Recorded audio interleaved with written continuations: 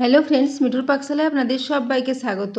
আজ আমি half cup সুজি ও একটা গাজর গ্রেট করে ভীষণই হেলদি এবং ভীষণই টেস্টি একটা রেসিপি আপনাদের সাথে শেয়ার করছি।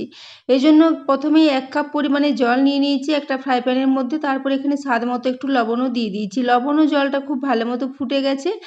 এরপর এখানে দিয়ে দিয়েছি হাফ কাপ পরিমাণে সুজি।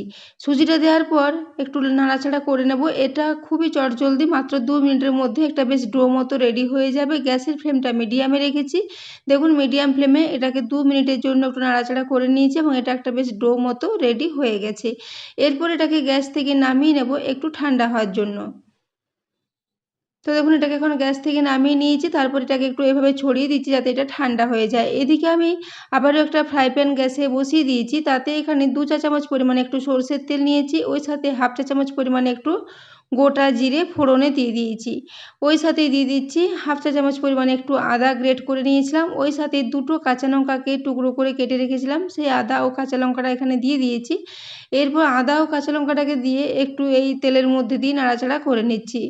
এটা যখন একটু হালকা ভাজা হয়ে আসবে তখন এখানে আমি আগে থেকে 3টে আলুকে আমি সেদ্ধ করে রেখেছিলাম। মিডিয়াম সাইজের 3টে আলু সেদ্ধ করে এর খোসাটা ছাড়িয়ে রেখেছি। এই আলুগুলোকে একটু গ্রেট করে এই ফ্রাই প্যানের মধ্যে নিয়ে নেব।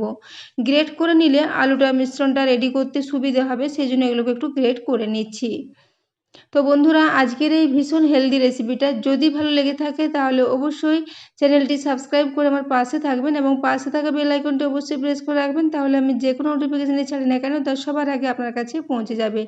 তো দেখুন, এরপর আলু 3টে গ্রেট করে নিয়েছি। এরপর আলুটাকে এই মশলার মধ্যে এবং তেলের মধ্যে খুব ভালো করে একটু মিক্স করে নিচ্ছি। এইভাবে নাড়াচাড়া করে এটাকে খুব ভালো করে মিশিয়ে নিচ্ছি। গ্যাসের ফ্লেমটা এই সময় মিডিয়ামে আছে। মিডিয়াম ফ্লেমে এটাকে এভাবে একটু নাড়াচাড়া করে মিশিয়ে নিচ্ছি। এদিকে আমি এখানে কিছু গুঁড়ো মশলা দিয়ে দিচ্ছি। তার জন্য এখানে 1/4 চা চামচ পরিমাণে একটু হলুদের গুঁড়ো দিয়ে দিয়েছি। ওই সাথে এখানে দিয়ে দিয়েছি হাফ চা চামচ পরিমাণে ধনে গুঁড়ো। ওই সাথে দিয়ে দিচ্ছি স্বাদ মতো একটু লবণ। এরপর সমস্ত কিছু দেওয়া হয়ে গেলে এটাকে খুব ভালো করে একটু মিশিয়ে নেব। মশলাটা দেওয়ার পর এটাকে 1 থেকে 1.5 মিনিটের জন্য একটু খুব ভালো করে নাড়াচাড়া করে মিশিয়ে নিতে হবে। তো বন্ধুরা, আজকের রেসিপিটা যদি ভালো লেগে থাকে তাহলে অবশ্যই বন্ধুদের সাথে একটু শেয়ারও করে দেবেন এবং রেসিপি ভালো লাগলে একটা লাইক করতে ভুলবেন না। তো দেখুন, এইভাবে এটাকে নাড়াচাড়া করতে করতে খুব ভালো করে মিক্স করে নিয়েছি।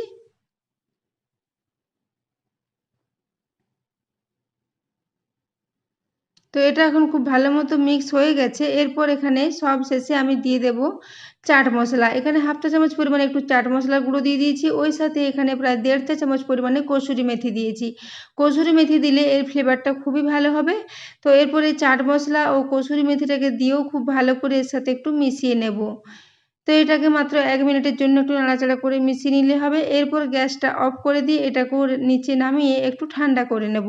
তো দেখুন, এটাকেও গ্যাস থেকে নামিয়ে নিয়েছি। তারপর একটু খুব ভালো করে নাড়াচাড়া করে এটাকে ঠান্ডা করে নিয়েছি। এদিকে আমি যে সুজির ডোটা করে রেখেছিলাম সেটা এখন অনেকটাই ঠান্ডা হয়ে গেছে। এরপর আমি একটা মিডিয়াম সাইজের গাজর খোসাটা ছাড়িয়ে গাজরটাকে পরিষ্কার করে ধুয়ে রেখেছিলাম। এরপর একটা গ্রেটার নিয়ে নিয়েছি। গ্রেটারের যে দিকটাতে ছোট ছিদ্র আছে সেই ছোট ছিদ্রটা দিয়ে এই গাজরটাকে একটু গ্রেট করে নেব। তো বন্ধুরা, আজকের এই রেসিপিটা আপনারা সকালে ব্রেকফাস্টে বা বাচ্চাদের স্কুলের টিফিনে বা বিকেলের দিকে স্ন্যাক্স হিসেবে বানিয়ে খেতে পারেন। ভীষণই টেস্টি, ভীষণই হেলদি একটা রেসিপি। তো দেখুন, পুরো গাজরটাকে এইভাবে গ্রেটারের সাহায্যে গ্রেট করে নিয়েছি। এরপর এই গাজরটা এই সুজির মিশ্রণের সাথে দিয়ে খুব ভালো করে একটু মেখে নেব। সুজিটা এখন একটু হালকা হালকা গরম আছে। এই অবস্থায় এই গাজরটা দিয়ে এটাকে খুব ভালো করে একটা ডো মতো রেডি করে নিচ্ছি। তো বন্ধুরা, আজকের এই রেসিপিটা আপনারা বাড়িতে অবশ্যই ট্রাই করবেন। এটা খেতে দুর্দান্ত হয়েছিল, একদম পকোড়া সিঙ্গাড়ার মতোই স্বাদ হয়েছিল। অথচ এটা একদমই কম তেলে রান্না, এটা তেলের ব্যবহার একদম নামমাত্র হয়েছে। তো তেল ছাড়া এরকম হেলদি রেসিপি বন্ধুরা আপনারা অবশ্যই বাড়িতে ট্রাই করবেন এবং কেমন হয়েছে জানাতে ভুলবেন না। তো দেখুন, এরপর ওই ডোটাকে একটা প্লেটের মধ্যে নিয়ে নিয়েছি। এটা বেশ ডো মতো রেডি হয়ে গেছে। এরপর হাতটা পরিষ্কার করে ধুয়ে নিলাম এবং হাতে একটু তেল লাগিয়ে নিচ্ছি। হাতে তেল লাগিয়ে নিলে এগুলো আর হাতে লেগে যাবে না। এরপর ওই ডোটাকে একটু হাতের সাহায্যে এভাবে লম্বা লম্বা করে নিচ্ছি।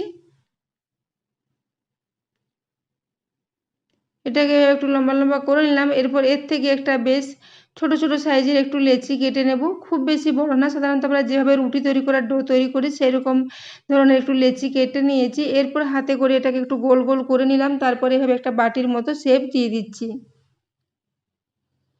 তো এইভাবে একটা বাটির মতো শেপ দিয়ে দেব। তারপর ওই যে আলুর পুরটা রেডি করে রেখেছি ওখান থেকে বেশ কিছুটা পরিমাণে আলুর পুর নিয়ে এর মধ্যে দিয়ে দিতে হবে। তো আলুর পুরটা ভীষণই টেস্টি হয়েছিল। তো এইভাবে আলুর পুরটাকে ভেতরে দিয়ে একটু এভাবে হাতে করে চারদিকটা নিজেই মুখটা খুব ভালো করে একটু বন্ধ করে দেব। পুরটাকে একটু আঙুলে করে এভাবে চাপ দিলে সেটা ভেতরে থেকে যাবে, একদমই বেরিয়ে যাবে না। তো দেখুন এরপর এটাকে হাতে করে উপর দিকে করে মুখটা বন্ধ করে দিলাম। এরপর এটাকে আমি একটু গোল গোল শেপে তৈরি করে নিচ্ছি। আপনারা চাইলে এটাকে একটু চ্যাপ্টা চ্যাপ্টা করেও তৈরি করতে পারেন, কিন্তু আমি এটাকে একটু গোল গোল শেপে রেডি করে নিচ্ছি। তো এইভাবে একটা রেডি হয়ে গেছে, আবারও একটা আপনাদের আমি দেখিয়ে দিচ্ছি। এর থেকে কিছুটা পরিমাণে মিশ্রণ নেব, এরপর হাতে করে এটাকে একটু ভালো করে মেখে একটু গোল গোল করে নেব। তারপর এটাকে একটু বাটির মতো শেপ দিয়ে এইভাবে এটাকে একটু রেডি করে নেব। তো বন্ধুরা আজকের এই রেসিপিটা কেমন লেগেছে অবশ্যই কমেন্ট করে জানাবেন, এবং রেসিপি ভালো লাগলে একটা লাইক করতে ভুলবেন না।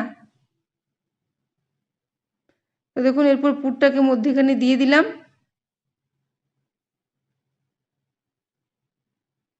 পুরটা মধ্যেখানে দিয়ে পর এইভাবে একটু এটাকে ভালো করে বন্ধ করে দেবো। এগুলো বানিয়ে নেওয়া ভীষণই সহজ, যে কেউ এগুলো বানিয়ে নিতে পারেন। তো দেখুন এইভাবে এটা খুব ভালো করে একটু মুখটা বন্ধ করে দিয়েছি।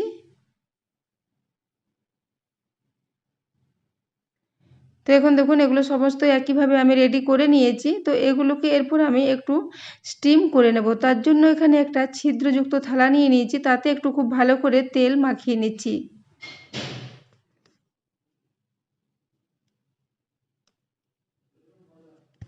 এইভাবে এরপর এখানে সমস্ত বলগুলো এখানে একটা একটা করে দিয়ে দিচ্ছি। সব বলগুলো একইবারে দেওয়া যাবে। তো দেখুন এরকম থালা থাকলে থালাতে করে নিয়ে নেবেন, কিংবা অনেকের বাড়িতে স্টিম করার বাসন থাকে, সেই স্টিম বাসনের মধ্যে নিয়েও এগুলোকে একটু স্টিম করে নিতে পারেন। তো এরপর এগুলো দেখুন একটা থালার মধ্যে সমস্তগুলো নিয়ে নিয়েছি। এদিকে একটা পাত্রে 1 গ্লাস পরিমাণে জল দিয়ে গরম হওয়ার জন্য রেখে দিয়েছিলাম। জলটা এখন খুব ভালো মতো গরম হয়ে গেছে। এরপর এখানে থালাটা দিয়ে এটাকে ঢাকা দিয়ে প্রায় 6 থেকে 7 মিনিটের জন্য একটু মিডিয়াম ফ্লেমে এটাকে স্টিম করে নেব। তো দেখুন 7 মিনিট পরে ঢাকাটা খুলে নিচ্ছি। এটা এখন খুব ভালো মতো স্টিম হয়ে গেছে।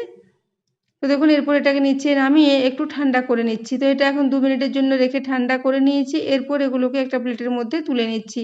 তো বন্ধুরা আপনারা চাইলে এরকমভাবে এগুলোকে সার্ভ করতে পারেন, ভীষণই টেস্টি লাগবে, যেহেতু ভেতরে পুরটা ভীষণই চটপটা মতো একটা পুর তৈরি করা আছে। তো আবার এটাকে যদি একটু টেস্টি করে তৈরি করতে চান, সেক্ষেত্রে একটু তেলের মধ্যে একটু তিল এবং একটু কারি পাতা দিয়ে এটাকে একটু নাড়াচাড়া করে নিতে পারেন। তো দেখুন এগুলো এমনিতেই সার্ভ করতে পারেন, ভীষণই টেস্টি লাগবে। তো এবারে এখানে একটা কড়াই নিয়ে নিয়েছি, তারপর এখানে প্রায় 1.5 চা চামচ পরিমাণে একটু তেল দিয়ে দিয়েছি, তাতে 1/2 চা চামচ পরিমাণে গোটা জিরে এবং 1/2 চা চামচ পরিমাণে একটু সাদা তিল দিয়ে দিয়েছি। ওই সাথে এখানে প্রায় 8-10টা পরিমাণে কারি পাতাও নিয়ে নেব। তো দেখুন এখানে ফ্রেশ কারি পাতা নিয়ে নিলাম 8-10টা পরিমাণে। তারপর কারি পাতাটাকে দিয়ে তেলের মধ্যে একটু নাড়াচাড়া করে নেব। তিল এবং এই কারি পাতা দেওয়ার জন্য এর টেস্টটা আবার ভীষণই বেড়ে যাবে। তো দেখুন এরপর এখানে সমস্ত বলগুলো এর মধ্যে দিয়ে দিচ্ছি। এইভাবে একটু ফ্রাই করে নিলে এর টেস্টটা ভীষণই ভালো হবে। তো বন্ধুরা আজকের এই হেলদি রেসিপিটা আপনারা বাড়িতে অবশ্যই ট্রাই করবেন, এবং কেমন লেগেছে কমেন্ট করে জানাতে ভুলবেন না। তো দেখুন সবগুলো এখানে দিয়ে দিয়েছি। এরপরে এইভাবে কড়াইটাকে ধরে একটু নাড়াচাড়া করে নিচ্ছি, তাহলে সবগুলো খুব ভালো মতো এই তিল এবং কারি পাতার মধ্যে খুব ভালো মতো এগুলো কোট হয়ে যাবে। তো দেখুন এভাবে একটু নাড়াচাড়া করে নিচ্ছি প্রায় 1 মিনিটের জন্য। এভাবে একটু উল্টে পাল্টে এগুলোকে নাড়াচাড়া করে নিলে এগুলো খুব ভালো মতো তেলের মধ্যে কোটিং হয়ে যাবে। তো দেখুন এগুলো খুব ভালো মতো কোট হয়ে গেছে। এরপর সমস্তগুলোকে একটা প্লেটের মধ্যে নিয়ে আমি সার্ভ করে দেবো। তো বন্ধুরা এগুলোকে আপনারা চাইলে যে কোনো চাটনির সাথে সার্ভ করতে পারেন, ভীষণই টেস্টি লাগবে। এগুলো এমনিতেই ভীষণই টেস্টি হয়, কোনো কিছু চাটনি ছাড়াই এগুলো খেতে দুর্দান্ত লাগবে। তো আপনারা চাইলে এগুলো ধনেপাতার চাটনি বা বাদামের চাটনি যা কিছুর সাথে সার্ভ করতে পারেন। তো দেখুন এরপর আমি এগুলোকে সব সার্ভ করে দিয়েছি, এবং দেখতে খুবই সুন্দর হয়েছিল এবং খেতে তো অসাধারণ হয়েছিল। তো এরপর আমি একটা আপনাদের ভেঙে দেখিয়ে দেব। এগুলো ভীষণই নরম, ভীষণই সফট মতো রেডি হয়েছিল, এবং ভেতরটা আলুর পুরে ভর্তি, এবং গাজর দেওয়ার জন্য এর টেস্টটাও খুবই ভালো হয়েছিল, এবং গাজর দেওয়ার জন্য এর কালারটাও খুবই সুন্দর এসেছে। দেখেই বুঝতে পারছেন এগুলো কতটা নরম মতো রেডি হয়েছে। তো দেখুন ভেতরটা একদম আলুর পুরে ভর্তি। তো বন্ধুরা আজকের এই রেসিপিটা কেমন লেগেছে অবশ্যই জানাবেন, এবং এতক্ষণ পর্যন্ত আজকের এই রেসিপিটা দেখার জন্য আপনাদের অশেষ ধন্যবাদ। আবারও চলে আসবেন নিত্য নতুন কোনো ভিডিও নিয়ে। ততক্ষণের জন্য সবাই সুস্থ থাকবেন, ভালো থাকবেন। দেখা হচ্ছে আবার অন্য কোনো ভিডিওতে।